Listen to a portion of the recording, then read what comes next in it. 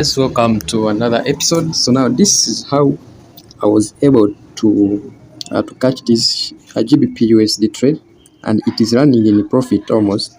Yes, as you can see, when even if you go to 4 hour, it is running in a profit. So now let's go to the trading view, and I show you the setup that I used to to move this trade, right? So now this is it. This is how we were able to analyze this trade and be able to enter and capitalize on it, right? So now this is GBP USD. It was in the uptrend, right? It was buying.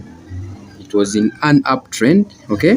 So now after identifying that yes, our trade was in an uptrend, as you can see, it was making some highs. It was generating some highs, as you can see here.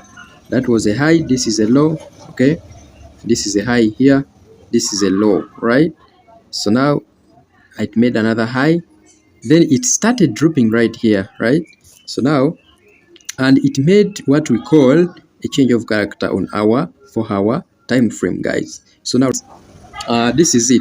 We always wait for the previous low. This is the previous low to be taken out. Okay, so now we always wait for this break of this previous low before doing anything. That means after getting that, we always come up here and we look for either favor gap or an order block before entering our market, right? So now it is the same thing here. So now you can see it was in an uptrend. Last low that the market had made, this is it, right? You see it? It is here, right?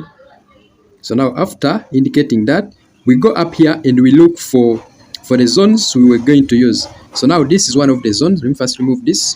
Okay, so now as you can see here, as you can see clearly right here, we had a fair value gap right here. We had this fair value gap right here. Okay, we had that fair value gap. It was a big one because it is on the higher time frame, a 4 hour time frame, right?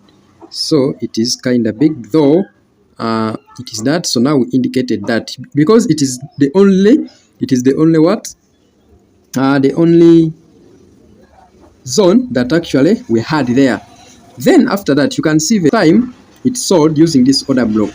Then after selling using that order block, it created what we call liquidity right here, right? And always for us we trade trend line as liquidity. So we always wait for this trend line to be taken out before entering any trade, right? So now you see it created a trend line right there. After selling from here, it created that trend line. So of course we had to wait. We had to wait for this market after giving us a sell right here. So that was sell, though it wasn't generated. Then it came back, it sold from here. Then that trend line, of course, we had to wait for that trend line to be taken out before taking another trade, right? You can see it. So now, after the market tapping in our fair value gap, let's go to the lower time frame. After our 1 hour time frame closing even below this trend line, right? Remember I told you that trend line we use it as liquidity. So closing below that trend line, right? After closing below that trend line, we would just enter, right? But also there are some risk takers who would wait for the market just to tap a mere tap and they enter. Now for those ones they are moving almost 61 pips, but you can also wait to target like 100 pips if you really need it, right?